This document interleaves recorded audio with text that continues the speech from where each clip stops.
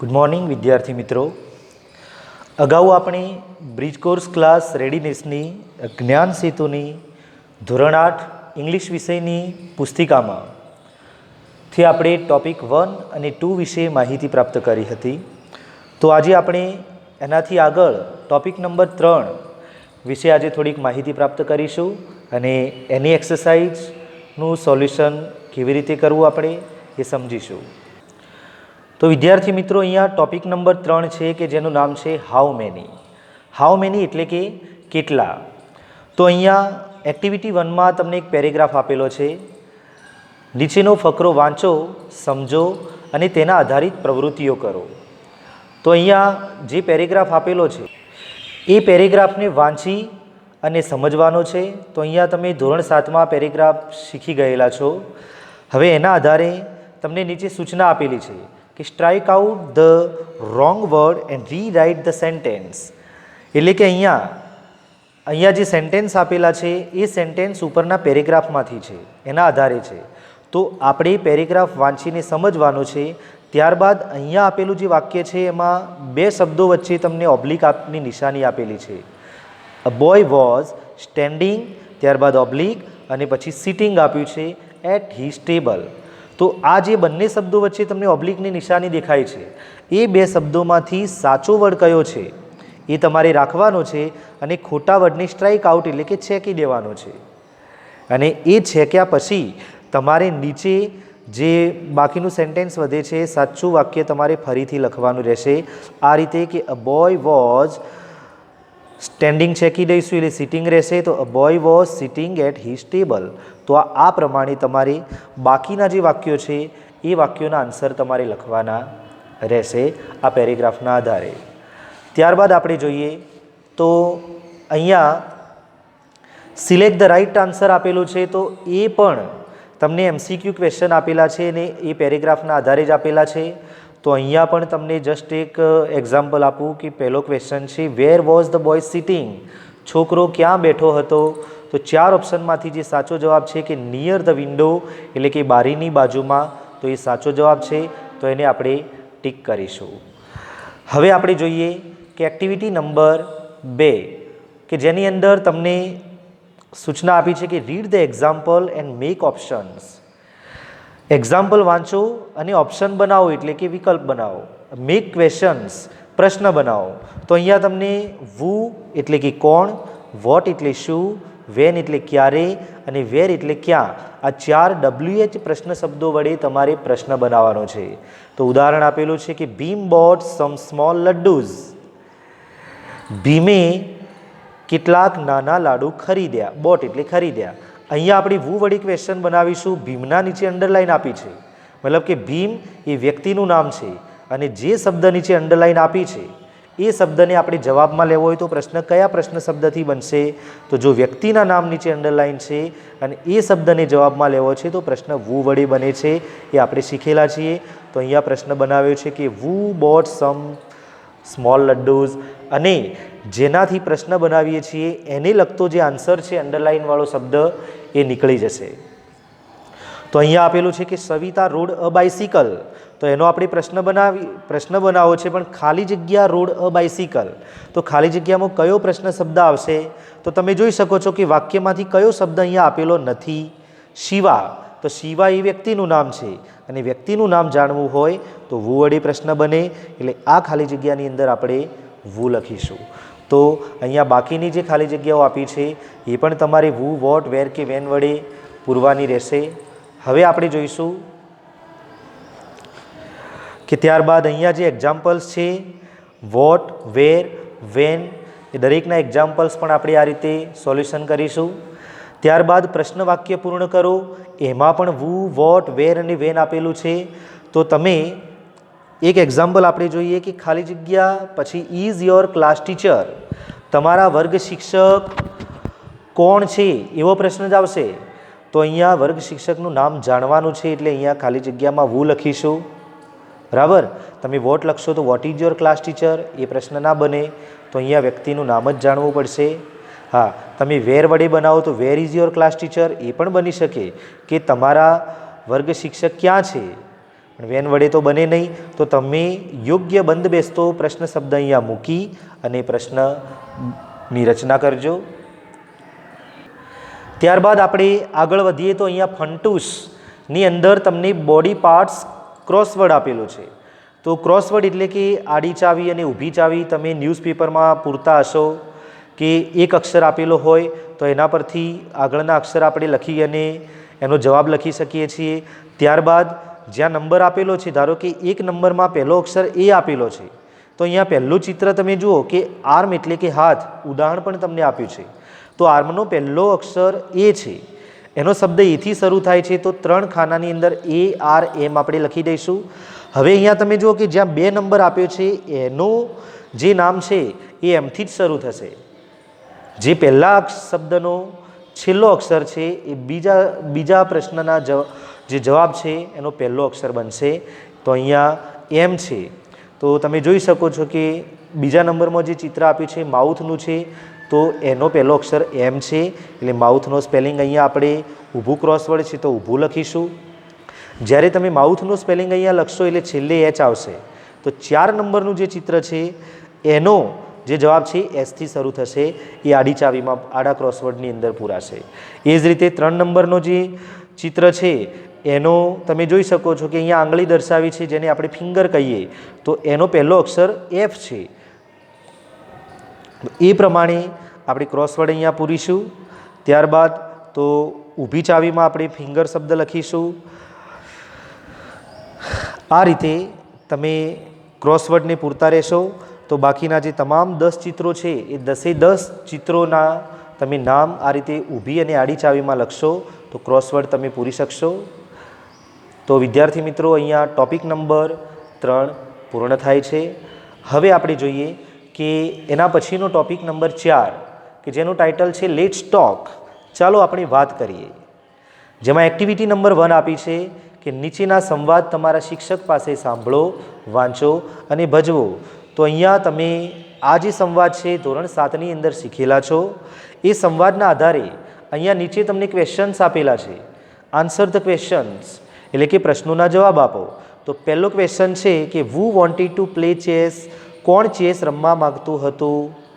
તો પેરેગ્રાફના આધારે તમે જવાબ આપી શકો કે Rashmi wanted to play chess એટલે કે રશ્મિ ચેસ રમવા ઈચ્છતી હતી. તો આ રીતે તમે પેરેગ્રાફનું વાંચન કરી અને બાકીના પ્રશ્નોના પણ જવાબ તમે લખી શકશો. એ રીતે અહીંયા આગળ વધીએ તો સૂચના આપી છે કે કમ્પ્લીટ ધ ડાયલોગ એટલે કે સંવાદ પૂર્ણ કરો. સંવાદમાં તમને ક્લ્યુઝ આપેલા છે કે હાઉ આર યુ, તું કેમ છે. ત્યારબાદ બીજું ક્લ્યુઝ છે કે I have my own shop, મારી પાસે મારી પોતાની દુકાન છે. પછી વોટ અબાઉટ યુ, તારે શું છે અથવા તારું શું કહેવાનું થાય છે. યુ આર અ ટીચર, તમે એક શિક્ષક છો. યા, શ્યોર, હા, ચોક્કસ. Do you have a job, શું તમારી નોકરી છે. તો અહીંયા તમને જે ડાયલોગ આપેલો છે કે મિલન સેડ હાય ગુડ ઇવનિંગ. મિલને કહ્યું કે શું સારી સાંજ. દીપક સેડ ગુડ ઇવનિંગ મિલન. તો મિલને પણ તેને કહ્યું કે ગુડ ઇવનિંગ મિલન. ત્યારબાદ ખાલી જગ્યા જે આપી છે એમાં આપણે જે ઉપરના ક્લ્યુઝ આપ્યા છે એમાંથી સાચો ક્લ્યુઝ મૂકી અને આ સેન્ટેન્સ પૂરી કરીશું. તો મિલને એને કહ્યું છે કે ગુડ ઇવનિંગ, ત્યારે દીપકે પણ એને જવાબમાં ગુડ ઇવનિંગ આપ્યું છે. હવે એને આગળ એમ કહ્યું કે મિલન, પછી આપણે કયું ક્લ્યુઝ લઈશું તો એના પછીનું વાક્ય આપણને બંધ બેસતું મળશે. તો અહીંયા આપણે એમ લઈ શકીએ કે મિલન હાઉ આર યુ, મિલન તું કેમ છે. તો મિલન જવાબ આપશે કે આઈ એમ ફાઇન, હું મજામાં છું. એટલે અહીંયા આગળના વાક્યમાં જે ખાલી જગ્યામાં ક્લ્યુઝ મૂકશો તો પાછળનું જે વાક્ય છે એ પણ એને બંધ બેસતું આવે છે કે નહીં એ આપણે જોઈ લેવાનું છે. તો આ પ્રમાણે તમે બાકીના ક્લ્યુઝનો ઉપયોગ કરી અને આ જે સંવાદ છે એને પૂર્ણ કરો. ત્યારબાદ એક્ટિવિટી નંબર 2 કે જેમાં રીડ ધ બિલો પેસેજ એટલે કે નીચેનો પેરેગ્રાફ એટલે કે ફકરો વાંચો. તો આમાં યુનિટ નંબર 3 હેરી પટેલનો જે પાઠ આપણે શીખ્યા ધોરણ 7ની અંદર, એ પાઠના અહીંયા પેરેગ્રાફ આપેલા છે. તો એના આધારે તમને અહીંયા આપેલું છે કે તમે પેરેગ્રાફ જોઈ શકો છો. હવે એના આધારે તમને સૂચના આપી છે કે ઉપરના ફકરાના આધારે નીચેના વાક્યો કોણ બોલે છે તે લખો. તો પહેલું સેન્ટેન્સ આપ્યું છે કે hello sir, I am Harry from happy herbal shampoo. એટલે કે કેમ છો સર, હું હેરી છું, હેપી હર્બલ શેમ્પૂમાંથી આવું છું.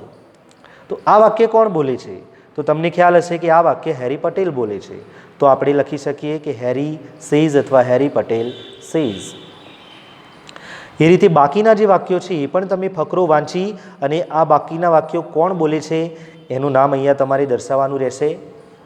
ત્યારબાદ આપણે જોઈએ તો એક્ટિવિટી નંબર 3 કે જેમાં સૂચના એવી આપી છે કે રીડ ધ બિલો પેસેજ, નીચેનો પેરેગ્રાફ એટલે કે ફકરો વાંચો.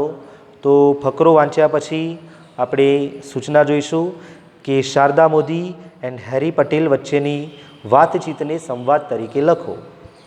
તો અહીંયા ફકરામાં તમને શારદા મોદી અને હેરી પટેલે જે વાતચીત કરેલી દેખાય છે એને આપણે સંવાદ તરીકે લખવી છે. તો કેવી રીતે લખશું? તો એક ઉદાહરણ આપ્યું છે કે હેરી પટેલ સેડ. સંવાદમાં આપણે એવું લખશું કે જે વ્યક્તિ બોલે છે એનું નામ લખી અને સેડ માટે 2 ટપકા દર્શાવશું. ત્યારબાદ એ વ્યક્તિ જે વાક્ય બોલ્યો છે એ લખીશું. તો અહીંયા હેરી પટેલનું બોલેલું વાક્ય આપેલું છે કે hello ma'am, I am Harry from happy herbal shampoo. તો એ વાક્ય અહીંયા તમે જોઈ શકો છો પેરેગ્રાફમાં કે hello ma'am, I am Harry from happy herbal shampoo. આ વાક્ય હેરી પટેલ બોલેલો છે. તો સામે શારદા મોદીએ શું જવાબ આપ્યો છે એ આપણે અહીંયા લખીએ.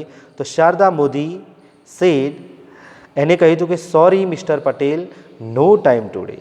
તો એ વાક્ય આપણે લખી શકીએ. અહીંયા આ હેરીનું બોલેલું આખું વાક્ય આપણે પૂર્ણ કરી ત્યારબાદ શારદા મોદીનું વાક્ય લખીશું કે Sharda Modi said sorry mister Patel, no time today.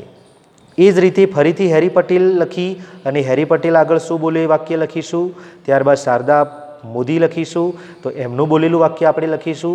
આ રીતે બંનેની જે વાતચીત છે એને આપણે સંવાદ તરીકે દર્શાવી શકીશું. તો એ પ્રમાણે તમારે સંવાદની રચના કરવાની છે. હવે આપણે જોઈશું કે એક્ટિવિટી નંબર 4A. તો એમાં એક વિઝિટિંગ કાર્ડ આપેલું છે જેના પરથી પ્રશ્નોના જવાબ તમારે લખવાના છે. તો Harry Patel salesman, happy hair and care, let your hair, also smile, visitors http://happyhair.in, contact me harry2007@gmail.com, mobile number 9111111111. તો આ જે વિગત છે એ વિઝિટિંગ કાર્ડની વિગત વાંચ્યા પછી તમારે જે નીચેના પ્રશ્નો છે દરેક પ્રશ્નનો જવાબ આપવાનો છે. આ પ્રશ્નોના જવાબ તમને ઉપરના વિઝિટિંગ કાર્ડમાં મળી જશે. તો તમે જોઈ શકો છો કે પહેલો પ્રશ્ન છે કે વોટ ઇઝ હેરી પટેલ? હેરી પટેલ શું છે? તો આપણે ઉપર જોઈશું વિઝિટિંગ કાર્ડમાં તો હેરી પટેલ એક સેલ્સમેન છે, અહીંયા દર્શાવેલું છે. તો આપણે જવાબ લખીશું કે Harry Patel is a salesman. What does Harry sell? Harry શું વેચે છે? તો હેરી શું વેચે છે તમને ખ્યાલ છે કે હેરી એક શેમ્પૂ વેચે છે હેપી હેર એન્ડ કેર નામનું. તો આપણે એ પણ લખી શકીએ કે હેરી સેલ્સ શેમ્પૂ. આ રીતે બાકીના પ્રશ્નોના જવાબ પણ તમે ઉપરના વિઝિટિંગ કાર્ડની માહિતીના આધારે આપી શકશો. હવે આપણે જોઈશું આગળ એક્ટિવિટી નંબર 4B. તો જેના અંદર તમને આપેલ ટિકિટ પરથી નીચેના પ્રશ્નોના જવાબ લખો એવી સૂચના આપેલી છે. તો પાટણ ડેપો, ગાડી નંબર આપેલો છે, તારીખ આપેલી છે અને ટાઈમ આપેલો છે. તો આ ટિકિટ છે, મતલબ કે બસની ટિકિટ છે. અહીંયા પાટણ ઊંઝા બસનું નામ છે અને ટોટલ ડિસ્ટન્સ એટલે અંતર છે 30 કિલોમીટરનું. એમાં જે ફૂલ સીટો છે મતલબ કે આખી સીટની અંદર એક આખી ટિકિટ છે એ 2 વ્યક્તિઓની છે, 24 રૂપિયા ભાડું છે. તો ટોટલ 48 રૂપિયા કિંમત થઈ અને એક બાળક છે 15 રૂપિયા ભાડું છે તો 15 રૂપિયા ટિકિટ થઈ. નીચે લખ્યું છે કે નોન ટ્રાન્સફરેબલ, આ ટિકિટ ટ્રાન્સફર કરી શકાશે નહીં. ટ્રાન્સફર કરી શકાય એવી નથી, મતલબ કે બીજાને આપી શકશો નહીં. તો અહીંયા ઉપરની વિગતના આધારે આપણે નીચેના પ્રશ્નોના જવાબ આપવાના છે. તો તમને પહેલો જ પ્રશ્ન અંદર આપેલો છે કે how many people are travelling by this ticket? આ ટિકિટ દ્વારા કેટલા લોકો મુસાફરી કરી રહ્યા છે? તો તમે જોઈ શકો છો કે 2 આખી ટિકિટ છે અને એક બાળકની ટિકિટ છે, બરાબર. મતલબ કે બે વ્યક્તિઓ છે અને એક બાળક છે, એટલે 3 લોકો થયા ને. તો અહીંયા 3 લોકો મુસાફરી કરી રહ્યા છે, તો લખીશું આપણે કે 3 people are travelling by this ticket. એ રીતે નેક્સ્ટ ક્વેશ્ચન છે કે what is the total distance between Patan and Unjha. Patan અને ઊંઝા વચ્ચેનું કુલ અંતર કેટલું છે, તો એ પણ અહીંયા આપેલું છે. તો એના આધારે તમે જવાબ લખી શકશો કે 30 કિલોમીટર અંતર છે. તો the total distance between Patan and Unjha is 30 kilometres. તો એ રીતે બાકીના જે પ્રશ્નો છે કે how much will you pay to go from Patan to Unjha, પાટણથી ઊંઝા જવા માટે તમે કેટલી રકમ ચૂકવશો, તો એનો પણ જવાબ તમે ઉપરની માહિતીના આધારે આપી શકશો. ત્યારબાદ how many adult person can travel by this ticket. Adult person એટલે કે મોટી ઉંમરના લોકો, કેટલા મોટી ઉંમરના લોકો આ ટિકિટ દ્વારા મુસાફરી કરી શકે છે, તો એ પણ તમે આન્સર આપી શકશો. ઇઝ ધીસ ટિકિટ ટ્રાન્સફરેબલ, તો શું આ ટિકિટ ટ્રાન્સફરેબલ છે, તો એની પણ માહિતી તમને અંદર આપી છે. તો ઉપરની જે વિગત છે વાંચી સમજી એના આધારે આ પ્રશ્નોના જવાબ તમારે લખવાના રહેશે. હવે અહીંયા આપણે જોઈશું કે એક્ટિવિટી નંબર 4C કે જેમાં નીચેના બિલ પરથી વાક્ય પૂર્ણ કરો. તો અહીંયા તમને એક દુકાન કિસાન પ્રોવિઝન સ્ટોર નામની દુકાનનું બિલ આપેલું છે અને બિલમાં જે વિગત આપી છે તમે જોઈ શકો છો કે અહીંયા નામ આપ્યું છે મીનાબેન ચાવડા. ત્યારબાદ કેસ મેમો એટલે કે કેસનો નંબર આપ્યો છે. અહીંયા કેસ મેમો એટલે કે આ બિલ છે એવું બતાવ્યું છે. ડેટ એટલે કે તારીખ આપી છે 12/9/2013. ત્યારબાદ અહીંયા નંબર એટલે ક્રમ આપ્યો છે. આઇટમ્સ એટલે કે વસ્તુઓના નામ. મીનાબેન ચાવડાએ જે વસ્તુઓ ખરીદી તે અહીંયા છે. સુગર એટલે ખાંડ, કોકોનટ ઓઇલ એટલે નારિયેળનું તેલ, તુવરની દાળ, રાઈસ એટલે ચોખા, ટી એટલે ચા, કેન્ડલ્સ એટલે મીણબત્તી અને શેમ્પૂ. તો આ વસ્તુઓનું અહીંયા વેઇટ એટલે કે વજન આપ્યું છે. ખાંડ 5 કિલો, નારિયેળનું તેલ 1 કિલો, એ રીતે. ક્વોન્ટિટી એટલે કે જથ્થો, કેન્ડલ્સનો જથ્થો કેટલો છે, સુગર એટલે ખાંડનો જથ્થો ડેશ કરી છે એટલે કોઈ જથ્થામાં નથી પણ સીધું વજન આપ્યું છે કે આટલી લીધી છે 5 કિલો એ પ્રમાણે છે. તો કેન્ડલ્સનો જથ્થો કેટલો છે, તો 2 બોક્સ છે. શેમ્પૂનો જથ્થો 5 પાઉચ છે, એ જથ્થો છે. અહીંયા રેટ એટલે કે ભાવ, તો ભાવ જે છે એ એક વસ્તુ કે 1 કિલોગ્રામની અંદર ભાવ આપેલો છે. ધારો કે ખાંડ છે તો અહીંયા વજન 5 કિલો ખાંડ લીધેલી છે તો એનો ભાવ 40 રૂપિયાનો આપ્યો છે. તો આ 40 રૂપિયા 1 કિલોગ્રામનો ભાવ છે, મતલબ કે 1 કિલોગ્રામના 40 રૂપિયા. તો અહીંયા એને 5 કિલોગ્રામ લીધી છે એટલે એની કિંમત પ્રાઇસ કેટલી થઈ, 200 રૂપિયા થઈ. તો એ રીતે અહીંયા તમે આ માહિતીને વાંચી અને સમજવાની છે. એના આધારે તમે નીચે જોઈ શકો છો સૂચના કે complete the sentences. These sentences એટલે કે આ વાક્યોને કમ્પ્લીટ એટલે કે પૂર્ણ કરો. ફર્સ્ટ સેન્ટેન્સ આપ્યું છે કે the price of sugar is dash. ખાંડની કિંમત ખાલી જગ્યા છે. તો તમે ઉપર બિલની અંદર જોઈ શકો છો કે ખાંડની કિંમત કેટલી છે. કિંમત એટલે કે અહીંયા ભાવ લખવાનો છે. અહીંયા કુલ કિંમત આપેલી છે 200 રૂપિયા. એ 5 કિલો ખાંડનો ભાવ કિંમત આપી છે 200 રૂપિયા, પણ આપણે ખાંડની કિંમત કેટલી છે જાણવું છે તો ભાવ લખીશું કે 40 રૂપિયા છે પર કિલોગ્રામ, એટલે કે 1 કિલોગ્રામના 40 રૂપિયા. ત્યારબાદ the name of the shop is dash. દુકાનનું નામ ખાલી જગ્યા છે તો એ પણ તમે જોઈ શકો છો કે કિસાન પ્રોવિઝન સ્ટોર, તો એ અહીંયા તમે લખી શકશો. એ રીતે in this bill the quantity of rice is more than dash. આ બિલની અંદર ધ ક્વોન્ટિટી ઓફ રાઈસ એટલે કે ચોખાનો જથ્થો એ ખાલી જગ્યા કરતાં વધારે છે. મોર ધેન એટલે ના કરતાં વધારે છે. તો એ તમે માહિતીમાં જોઈને લખી શકશો કે ચોખાનો જથ્થો કોના કરતાં વધારે છે. પછી વોટ ઇઝ કોસ્ટલીયર. શું મોંઘું છે, શું મોંઘું છે, સુગર ઓર કોકોનટ ઓઇલ. ખાંડ મોંઘી છે કે નારિયેળનું તેલ મોંઘું છે એ તમે એના ભાવના આધારે નક્કી કરી અને જવાબમાં લખી શકશો. ત્યારબાદ the cost of rice is dash, મતલબ કે ચોખાની કિંમત ખાલી જગ્યા છે. અને vote is the total amount of the bill. આ બિલનું કુલ અમાઉન્ટ એટલે કે કુલ રકમ કેટલી છે તો તમને અહીંયા દેખાશે માહિતીમાં. તો આ માહિતીના આધારે તમારે નીચેના વાક્યો પણ પૂર્ણ કરવાના છે અને આ ખાલી જગ્યાઓ બધી પૂર્ણ કરી શકશો તમે. હવે આપણે જોઈશું તો એ 10 ખાલી જગ્યાઓ પૂર્ણ કર્યા બાદ તમારે અહીંયા જોવાનું છે કે એક્ટિવિટી નંબર 5. તો એક્ટિવિટી 5માં નીચે જુબીન અને તેની મમ્મી વચ્ચેનો સંવાદ આપેલો છે, તો એને યોગ્ય રીતે જોડી અને નોટબુકની અંદર લખવાનો છે. તો આપણે સૌપ્રથમ એને વાંચીશું કે જોબીન અને મમ્મી બંનેનો સંવાદ અહીંયા કેવો છે. તો જુબીનનું વાક્ય આપ્યું છે કે I am feeling hungry, may I have laddu please. Mummy say yes of course Jubin, મમ્મીએ કહ્યું કે હા ઓફકોર્સ જુબીન.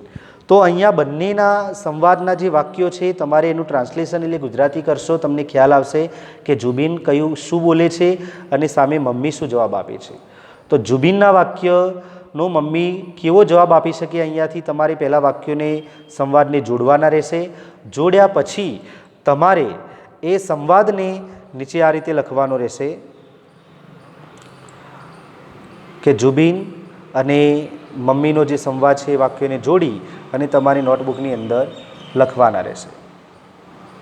હવે આપણે આગળ જોઈએ તો ફંટુસની અંદર place letters in the right order to form the names of animals, એટલે કે અહીંયા તમને આડાઅવળા અક્ષરો આપેલા છે, એની રાઇટ ઓર્ડર એટલે કે યોગ્ય ક્રમની અંદર ગોઠવી અને form the names of animals એટલે કે પ્રાણીઓના નામ બનાવવાના છે. ફોર્મ એટલે બનાવવાના. તો આપણે જોઈએ કે WOC આ 3 અક્ષરો છે, તો એ આડાઅવળા આપેલા છે, તો એને એ અક્ષરોને આપણે યોગ્ય ક્રમમાં ગોઠવીએ તો એક પ્રાણીનું નામ બનશે કે COW થાય એટલે કાઉ એક પ્રાણીનું નામ બને. તો એ રીતે તમે જુઓ, બીજું છે DZO તો એમાંથી બનશે DOG એટલે કે ડોગ એટલે કૂતરો. તો એ રીતે તમે બાકીના શબ્દો છે એને યોગ્ય ક્રમમાં ગોઠવી અને પ્રાણીનું નામ બનાવવાનું છે તમારે. પ્રાણીનું નામ બનાવ્યા પછી બનાવેલા પ્રાણીઓના નામ ડિક્શનરીના ક્રમમાં ગોઠવવાના છે, એટલે કે આપણે આલ્ફાબેટ ABC ક્રમમાં આ પ્રાણીઓના નામને અહીંયા ગોઠવીને લખવાના છે. ABCDના ક્રમમાં પહેલું કયું નામ આવશે, બીજું કયું, ત્રીજું કયું, ચોથું કયું, એ રીતે. તો હવે આપણે અહીંયા ટોપિક નંબર 4 પૂર્ણ કર્યો. હવે આપણે જોઈશું કે ટોપિક નંબર 5 જેમાં આપેલું છે કે કમ્પેર એવરીથિંગ, દરેક બાબતની તુલના કરો. કમ્પેર એટલે કે તુલના કરવી. તો નીચે ચિત્ર જોઈને સંવાદ રૂપે વર્ણન કરો. તો રૂમ A અને B આ બંનેનું ચિત્ર તમે જોઈ શકો છો. એ ચિત્રના નીચે સંવાદ આપ્યો છે જ્યોતિ અને રાધા વિશેનો સંવાદ, કે જ્યોતિ અને રાધા શું વાતચીત કરે છે. આ જે સંવાદ છે એ તમારે વાંચી અને સમજવાનો છે અને એના આધારે તમારે અહીંયા જે એક્સરસાઇઝ આપી છે એનું સોલ્યુશન કરવાનું રહેશે. તો તમે જોઈ શકો છો સૂચના કે રાઇટ ટ્રુ ઓર ફોલ્સ, સાચું છે કે ખોટું તે લખો. તો પહેલું વાક્ય છે કે room A is smaller than room B. Room A એ રૂમ B કરતાં નાનો છે. તો આ વાક્ય સાચું કે ખોટું, તો તમે એ પેરેગ્રાફ જોશો, બંનેનો સંવાદ જોશો અને ચિત્રના આધારે જે સંવાદ આપ્યો છે એ સંવાદમાં તમને માહિતી મળશે કે room A is bigger than room B. Room A એ B કરતાં મોટો છે, વધારે મોટો છે. જ્યારે અહીંયા વાક્ય તમને કેવું આપ્યું છે કે રૂમ A એ રૂમ B કરતાં વધારે નાનો છે, તો આ વાક્ય ખોટું બનશે, તો આપણે ફોલ્સ લખીશું. તો આ પ્રમાણે સંવાદને સમજી અને આપેલા વાક્યો સાચા છે કે ખોટા એ તમારે લખવાના છે. હવે આપણે જોઈએ કે એક્ટિવિટી નંબર 2, તો એમાં પૂજા અને પંકજ બંને પોતાના વજન, ઊંચાઈ વગેરે માપી અને પોતપોતાની રીતે નોંધે છે. નોંધ્યા પછી બંને જણા વાતચીત કરે છે. અહીંયા કોષ્ટકમાં તમે જોઈ શકો છો બંનેનું નામ પૂજા અને પંકજ, વેઇટ એટલે કે વજન આપ્યું છે, હાઇટ એટલે એમની ઊંચાઈ આપેલી છે બંનેની, બર્થ ડેટ એટલે કે બંનેની જન્મ તારીખ આપી છે અને લેન્થ ઓફ નોઝ એટલે કે નાકની લંબાઈ અહીંયા તમને આપી છે. ત્યારબાદ બંને જે વાતચીત કરે છે, કમ્પેરિઝન કરે છે એકબીજાની, તો એ વાતચીત પરથી તમને અહીંયા નીચે પ્રશ્નો આપેલા છે, જોઈ શકો છો. તો આ પ્રશ્નોના જવાબ તમારે એ વિગત ઉપરથી આપવાના રહેશે કે હુ ઇઝ ઓલ્ડર, કોણ મોટું છે અથવા મોટી વયનું કોણ છે, મોટી ઉંમરનું. તો તમે અહીંયા જોઈ શકો છો કોષ્ટકમાં કે બંનેની બર્થ ડેટ, ઉંમર જાણવી હોય કે કોણ મોટું છે કોણ નાનું, તો એ જોવા માટે આપણે એમની ઉંમર ઉપરથી નક્કી કરી શકીએ જન્મ તારીખ પરથી કે પૂજાની જન્મ તારીખ છે 24/10/2001, જ્યારે પંકજની જન્મ તારીખ છે 26/10/2001. મતલબ કે 24 તારીખ પહેલાં આવી છે, ત્યારબાદ 2 દિવસ પછી પંકજનો જન્મ થયો છે, એટલે કે પૂજાના 2 દિવસ બાદ પંકજ જન્મ્યો છે. તો પંકજ કરતાં પૂજા મોટી થશે. તો આપણે એનો આન્સર લખી શકશું કે હુ ઇઝ ઓલ્ડર, તો આન્સર લખીશું કે પૂજા ઇઝ ઓલ્ડર. એ જ રીતે વુ ઇઝ શોર્ટર, કોણ નીચું છે, તો ઊંચું કે નીચું એ જાણવા માટે આપણે બંનેની હાઇટ જોઈશું કે બંનેની હાઇટ તો એક સરખી છે, તો કોઈ ઊંચું છે જ નહીં, એક સરખા જ છે, તો એ પ્રમાણે આપણે જવાબ લખીશું કે બંને સરખા જ છે. તો અંગ્રેજીમાં આપણે આન્સર લખીશું એ પ્રમાણે. અહીંયા 3, 4 અને 5 જે ખાલી જગ્યાઓ છે એ પ્રશ્નોના જવાબ તમે એ સંવાદ અને માહિતીના આધારે લખી શકશો. હવે આપણે જોઈએ કે સંવાદ તથા કોષ્ટકની જે વિગતો છે એના પરથી ઉદાહરણ મુજબ વાક્યો બનાવો. તો એક્ઝામ્પલ આપ્યું છે કે પૂજા ઇઝ ફેટર ધેન પંકજ. પૂજા એ પંકજ કરતાં જાડી છે. તો અહીંયા એનું ઓપોઝિટ લખ્યું છે, ફેટરનું ઓપોઝિટ લાઇટર એટલે કે પાતળું છે. મતલબ કે પેલો વજનમાં ભારે છે, આ વજનમાં હલકો છે, એટલે કે ઓછું વજન ધરાવનારો છે, પાતળો છે. તો Pankaj is fat lighter than Pooja. બંનેના નામની એટલા બદલી થશે. પૂજા પંકજ કરતો જાડી છે, તો પંકજ પૂજા કરતો પાતળો છે, એવું બનશે. તો ઓપોઝિટ વર્ડનો ઉપયોગ કરી અને તમે આ બંનેના આધારે વાક્યો બનાવી શકશો. જેમ કે લોંગર અને શોર્ટર એ બંને ઓપોઝિટ વર્ડ છે, તો 2 વાક્યો એના આધારે બનશે. ઓલ્ડર અને યંગર તો એ પણ ઓપોઝિટ વર્ડ છે. ટોલર અને શોર્ટર તો એ પણ ઓપોઝિટ વર્ડ છે. તો આવી રીતે 2-2ની જોડીમાં તમે 6 વાક્યની રચના કરી શકશો. ત્યારબાદ નીચેના ચિત્રો જોઈને તેની સરખામણી અથવા તુલના કરીને ઉદાહરણ મુજબ વાક્યો બનાવો અને વાક્યો બનાવવા માટે કૌંસમાં આપેલ શબ્દોનો ઉપયોગ કરો. તો તમે કૌંસમાં જોઈ શકો છો કે bigger, smaller, heavier, lighter, faster, slower, taller, sorter, smallest, tallest વગેરે શબ્દો અહીંયા આપેલા છે. તો અહીંયા તમે ચિત્રો જોઈ શકો છો.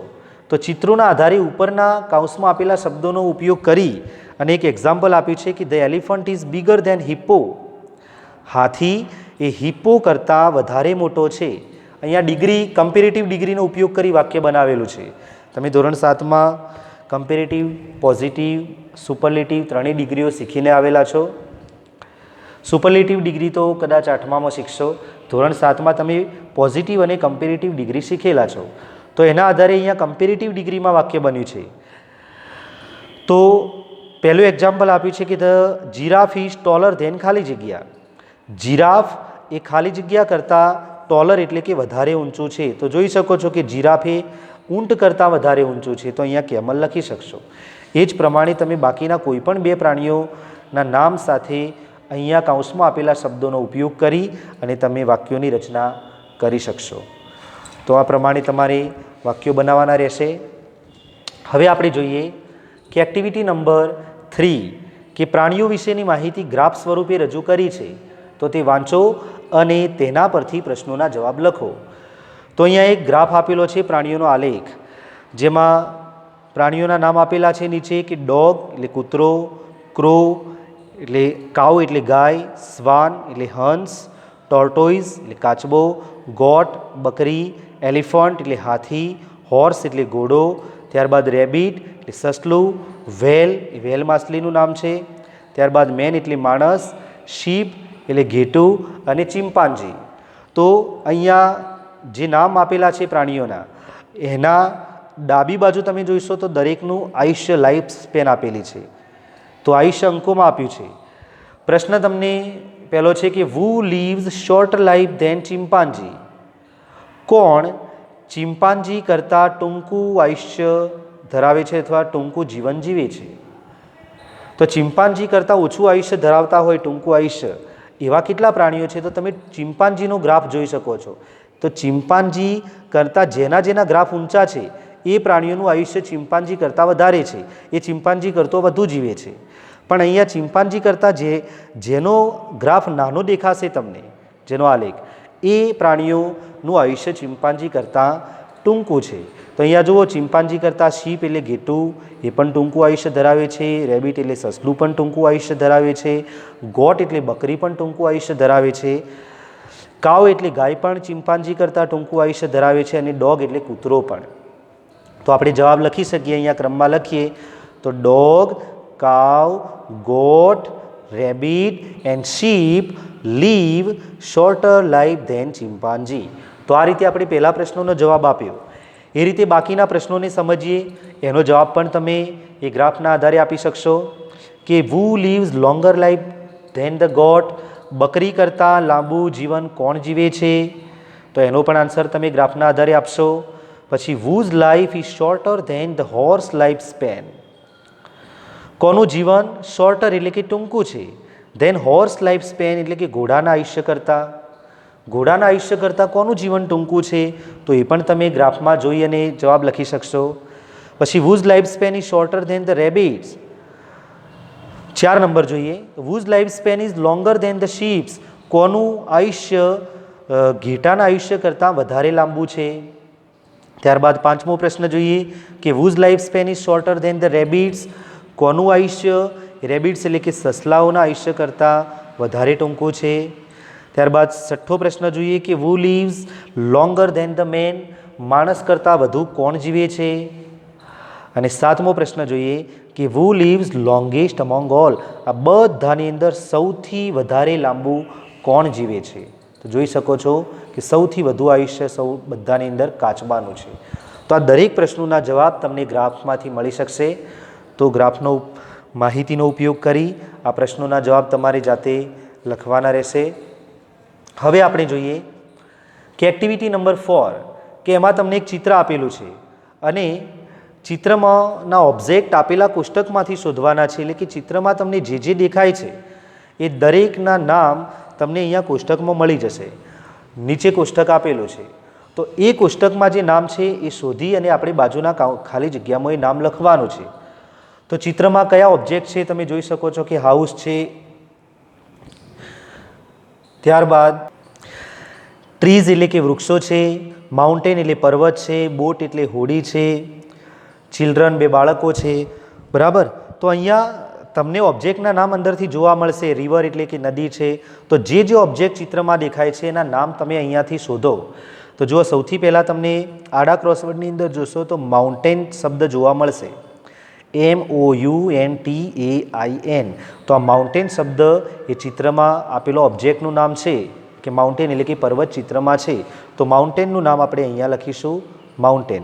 એ જ રીતે તમારે બાકીના ઓબ્જેક્ટના નામ તમારે આ બોક્સની અંદરથી શોધવાના છે અને અહીંયા તમારે લખવાના રહેશે.